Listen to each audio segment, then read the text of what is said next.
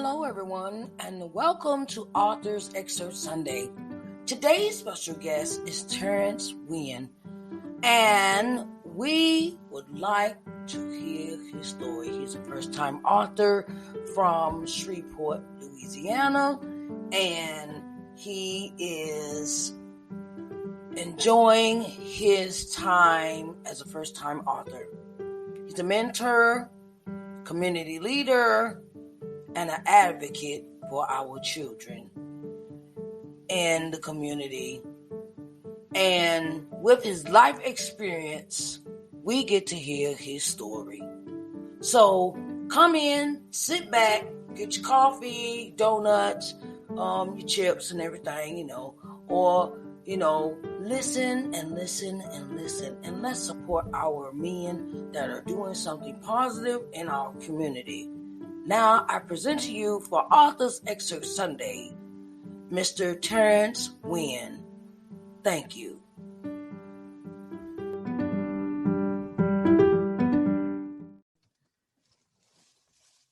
Hello, everybody, and welcome to Author's Excerpt Sunday. I am your guest, Sharise Johnson-Moore, and I have a special guest today.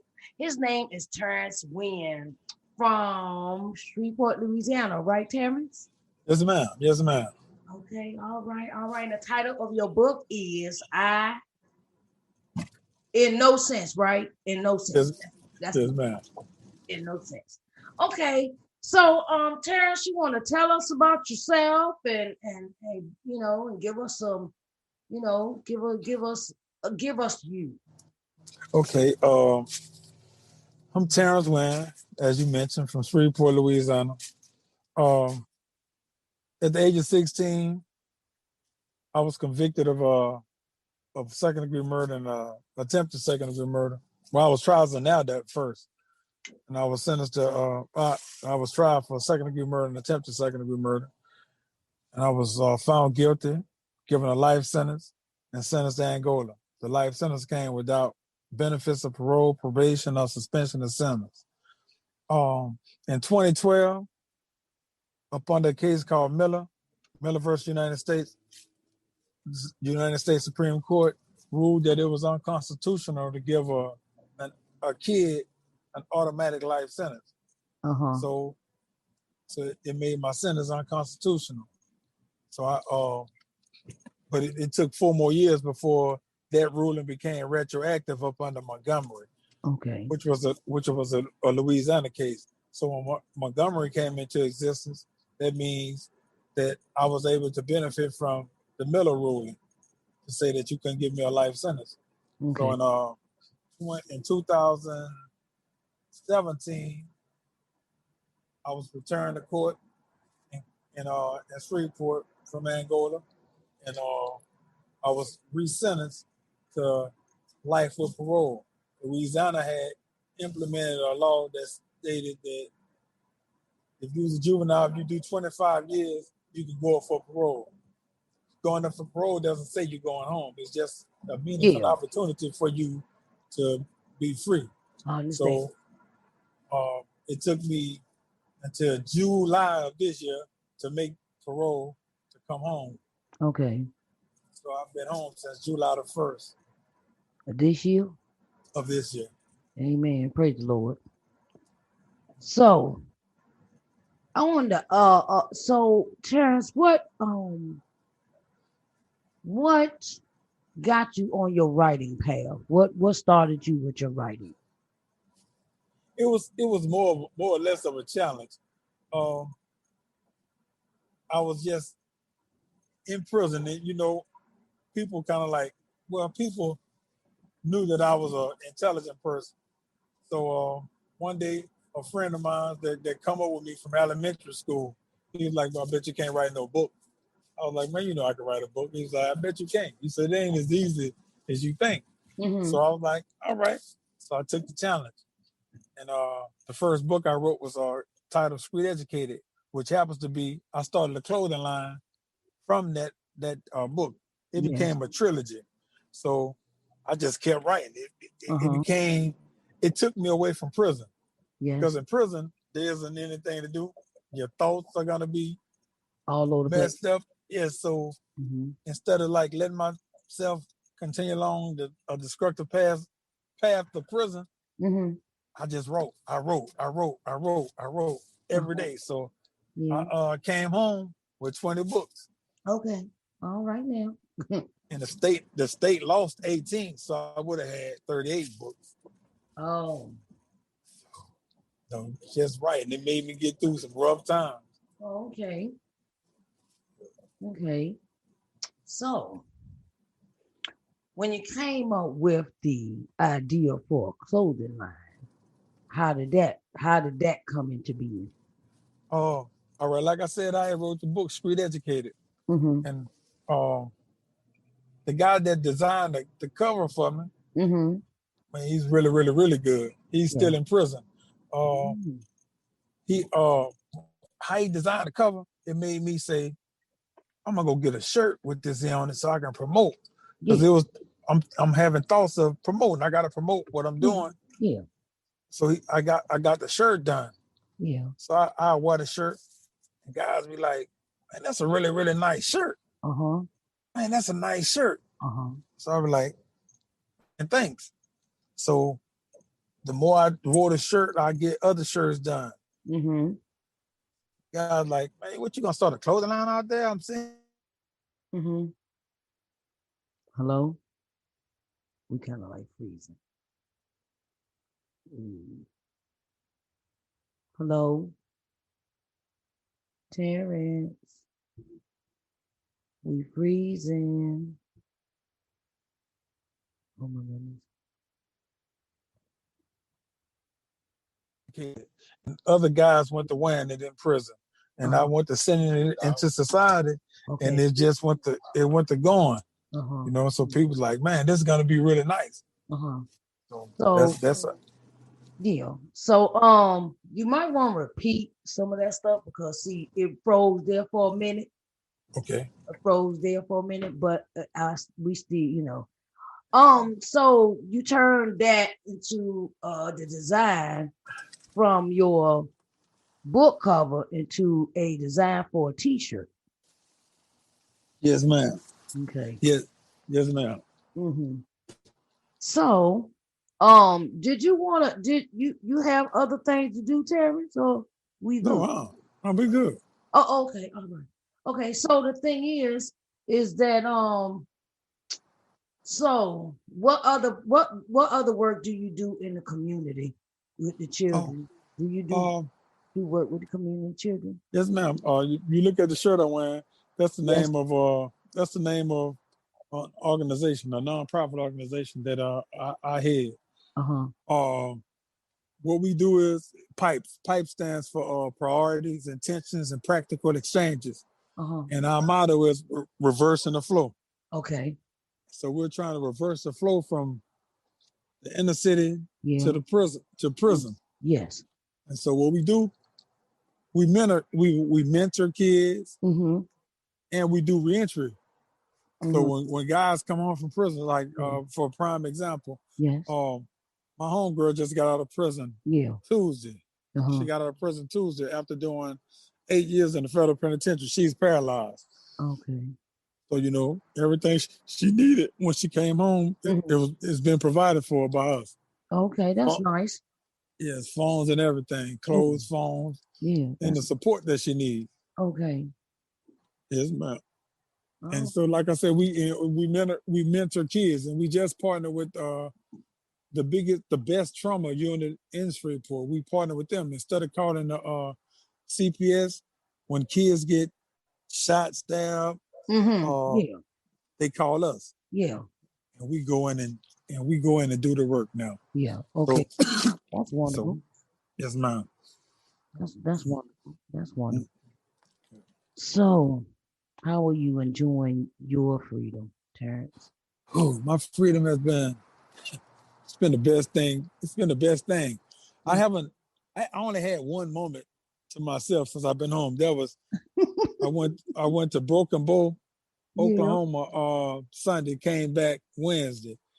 That was enjoyable, but everything else, you know, my life dedicated to to stopping the curbing the violence that's going on in our city, because Mm-hmm. there's so much killing going on. There's so much other things going on. So my life is dedicated to curbing it, to showing people an alternative to everything. You know, we're trying to give them preventative measures. Yes. So, to prevent the crime from happening, Mm-hmm. instead of always having to counteract it. Afterwards, we trying to stop it before it happens. Yeah, I understand. That's mine. So that's been my whole thing since I've been home. It's been a really, really adventurous thing though. Yeah. So, what is your next? What do you plan on revealing next about? I would say. So, what do you have next in your writing to release? Who am I next in my writing? I think I'm gonna put out this book I did called "Following the Railroad." Mm-hmm. Because following the railroad is such it's a nice history lesson Mm-hmm. to today's times. It speaks from our history, our past history, until today's time, and it tackles HBCUs. It highlights them, Mm-hmm. and how we kind of like our best athletes will get away from going to these schools, and they'll go to the prestigious white colleges, the Yeah. colleges that wasn't accepting us Yeah. at one time. Uh-huh.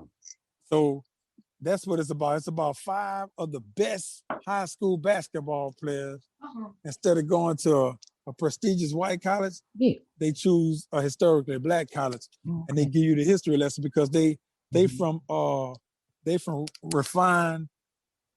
refined bloodlines within the history of us, within the black history of us. Yes. Like Toussaint Louverture.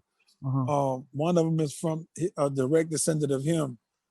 Dred Scott, Uh-huh. and a few other Okay. characters from Oh, our history. okay. All right. That the overture sounds French. So I Yes, was uh-huh. he's actually the brother that along with Boakman, they Uh-huh. spearheaded the only successful slave revolt we've ever had. It happened on the island of Saint Dominique, which Oh, today is Haiti. Haiti. Yeah, Yes, ma'am. yeah. Yes, The ma'am. name sounded so familiar. I was like, hold up. Yes, ma'am. Relate to that dude. Okay, all right, So that's Yeah. good, that's good. So oh my goodness. So is it possible that we could change the narrative that we give our children? Oh, of course. Of course it's possible. Mm-hmm. We as a people can't forget that Willie Lynch came up with this theory Mm-hmm. hundreds of years ago Yeah. to make us do what we're doing today. Yeah. So if he did it to make us act the way we're acting now, we know we can do it to reverse that. Mm-hmm. Mm-hmm. So we got to start. Yeah. First of all, we got to start teaching it in our homes. Mm-hmm. We got to start teaching our young men that, hey, you're not that N-word. Yeah. You come from this heritage. Yeah. Whether you was a king, queen, a prince, or a princess, you come from greatness. Yes. And you didn't come from a people that hated one another. Yeah. So when you start teaching this young black kid, be respectful towards the next black man, and especially be respectful toward that black woman. Mm-hmm. Don't disrespect her because the street's saying it's to disrespect her. Yeah.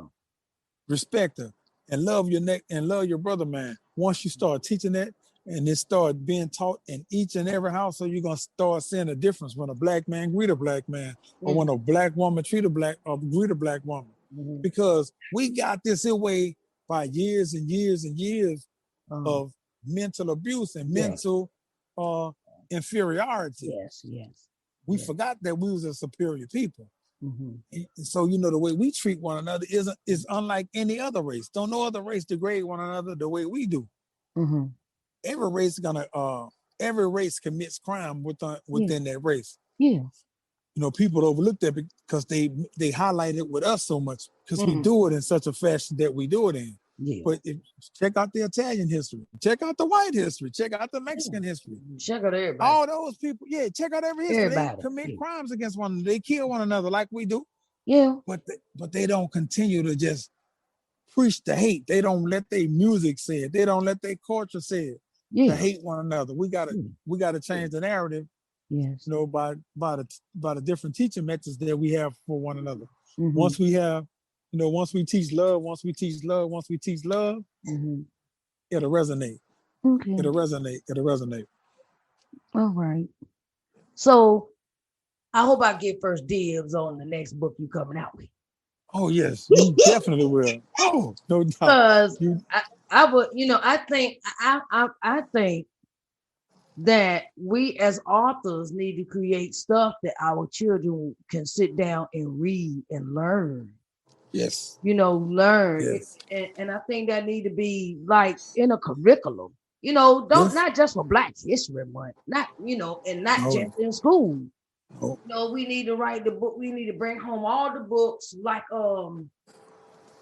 that's just like I was looking at something on Facebook the other day, and they had these cards. They had these cards called Black History cards, and they got a stack of cards where you got all the Black history, inventors, all that, and a deck of cards for the kids to sit and play and learn, and that's how we teach them and things like that.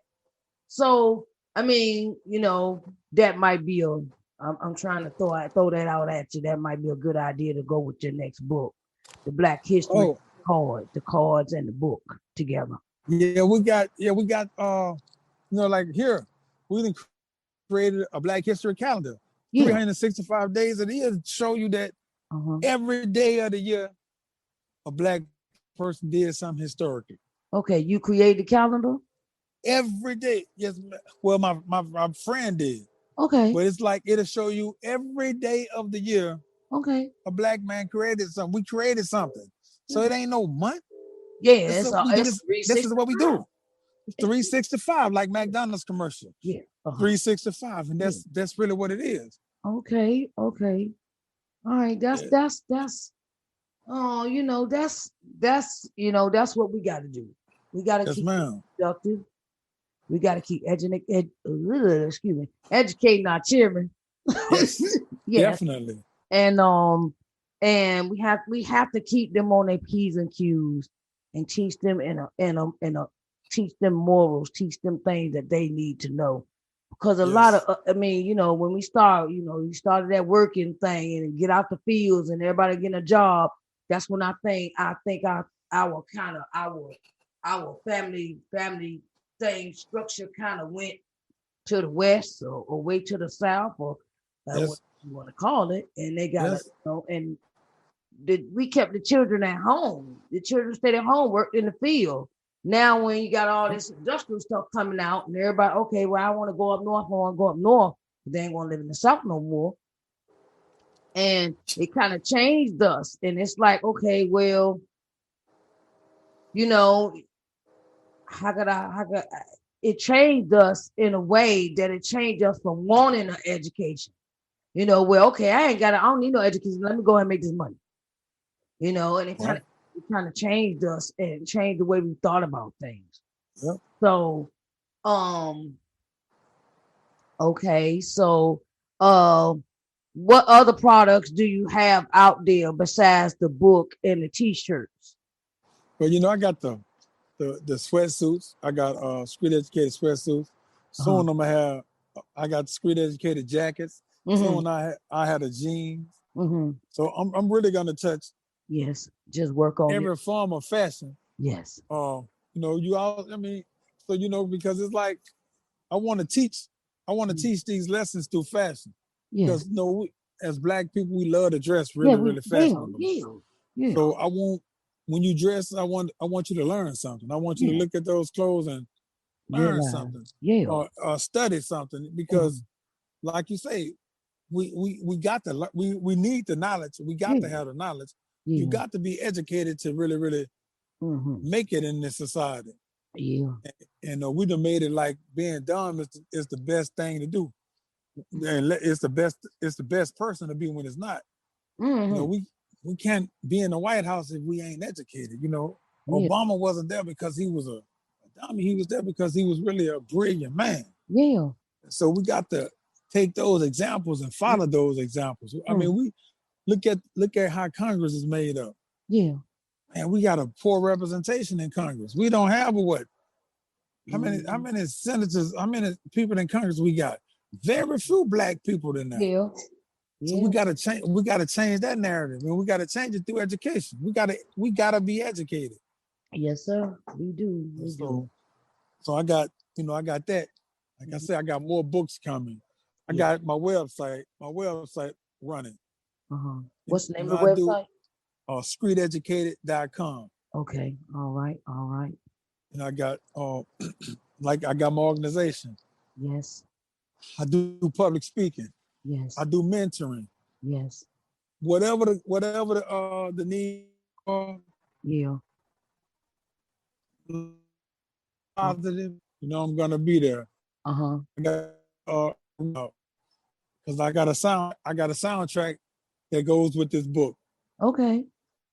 So I had a video to each song is gonna have a video to it. Okay, that's nice. Like I say, the book in no sense is my life. It's about me doing 30 years in prison, 30 years of incarceration from the age of 16 to the age of 46, and just being free. Yeah. So in the music, the music narrates that story. Okay. All right. And the videos are gonna show it also. Oh, okay. So when are they coming out? Well, the book is out. The book is out right now, but the videos will be on YouTube on my YouTube channel real soon. So please be on the all right. Just look out for the channel Street Ed. I would like for people to subscribe to it. It's gonna have my speeches. I also do spoken word poetry. It's gonna have a lot of stuff on me. You're gonna have a lot of content. Okay. I'm a hit with content. Okay. Often. All right. Do you have an Instagram page? I got an Instagram page. It's streeteducated_6. I have a Facebook page. It's T Winn. TEEWINN. Okay. And like I said, my website is streeteducated.com. Okay. All right. Well, thank you, Mr. Terrance, for joining me for today for Author's Excerpt Sunday. And I will be talking to you again. Is there any shout outs you want to, give people acknowledgments? Oh, I would like to give a shout out to Allah first of all. Amen. I have to give him thanks for letting me have a day. Let me have each day of my life. Yeah. Rest in peace to my mother, Dorothy Wynn. Yes. My aunt, Lily Pearl Wynn. Yes. My sister, Tamika Wynn. My brother, Marcus Wynn. Mm-hmm. Oh, and so many cousins. My uncle, Andrew. Yeah. My grandparents. Yes. I'd like to give a shout out to my aunt, Lady Miles. Yes. My aunt, Berta Wynn. Yes. My brother Jarvis Wynn. Mm-hmm.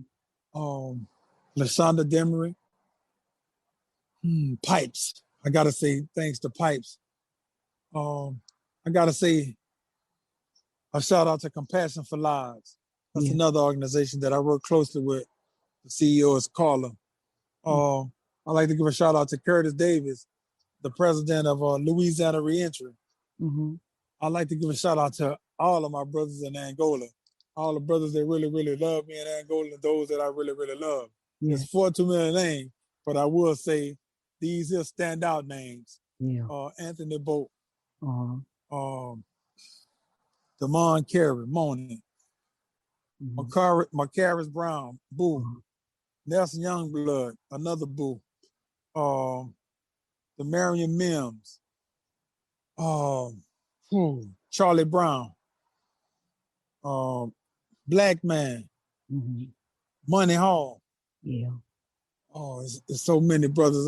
Pop the Boss. Yeah. Sticks. The Bro Brothers. It's like 4 brothers. The Bro Brothers. All those guys are in prison. Yeah. It's a lot of females that I'm not naming. Also, that's incarcerated. Yeah. But those are the people whom I can think of. Oh, I like to give a shout out to the rappers that's dear to me. Vicious the Goddess, Sack, Big Sack, B King, Sabo, Young Teach. Y'all please gonna look out for all these rappers that I'm mentioning. Yeah. Let me see who else. DeMello. If I'm missing Papa. If I'm missing anybody, man, please. Yeah. Oh, Aunt Banks. Can't forget about the great Aunt Banks. So if I'm missing anybody, please forgive me. Because I'm, Yeah. I understand. blame it on my head, not my heart. Because Yeah, I God in my heart. understand. So Terrence, Yes, ma'am.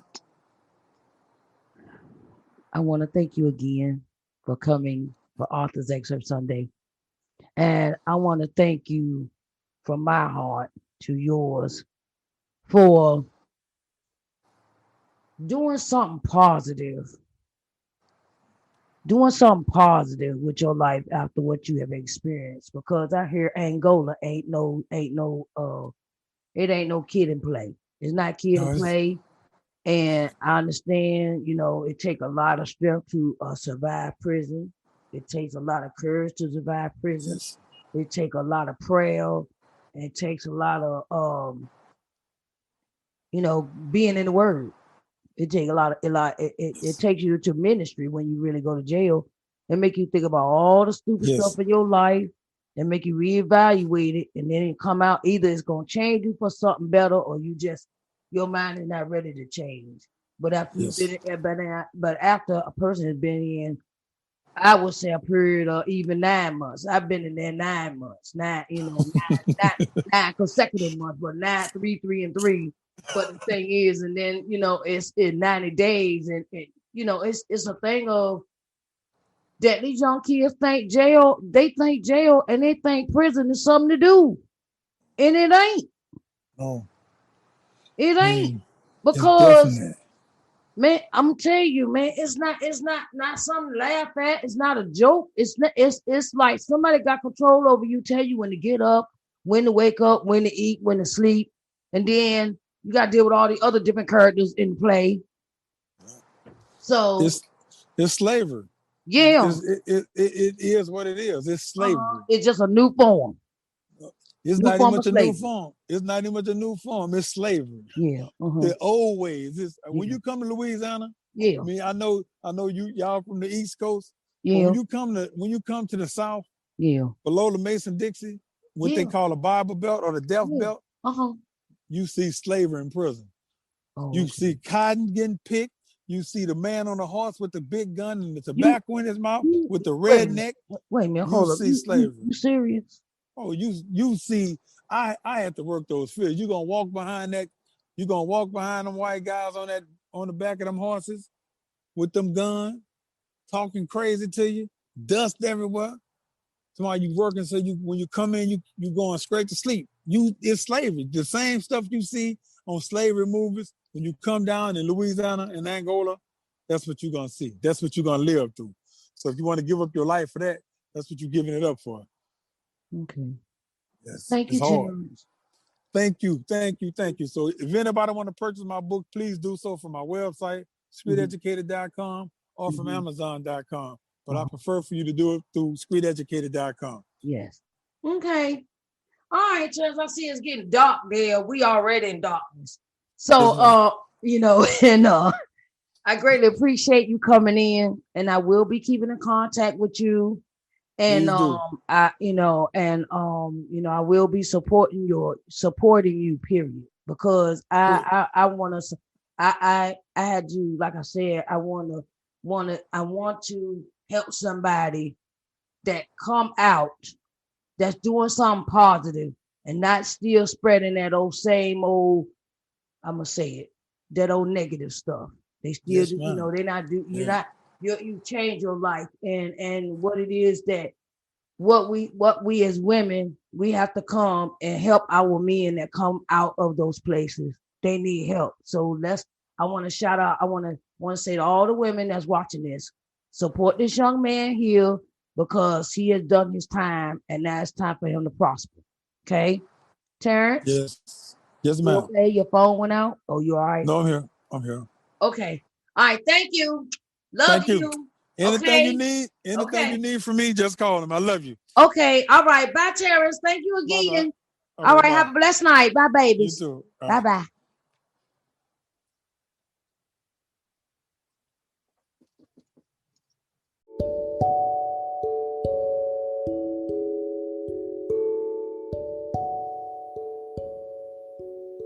Hello, everyone, and this is Sharise Johnson Moore, and I have an offer for all the entrepreneurial spirits out there.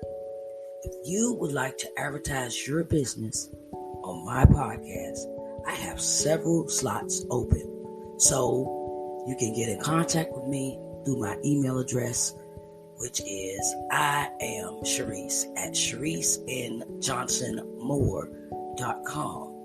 And you can reach out to me through my Facebook page, which is Sharise Johnson Moore 2.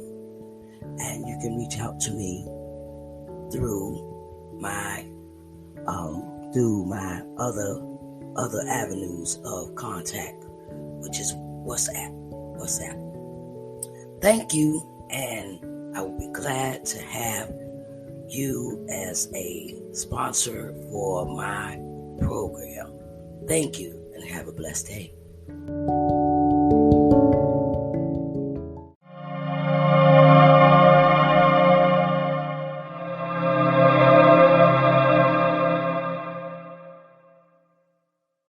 Are you looking to expand your audience for your ministry?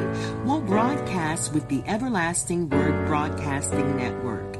We are here to bring the Word of God to the masses, and we would love to help you.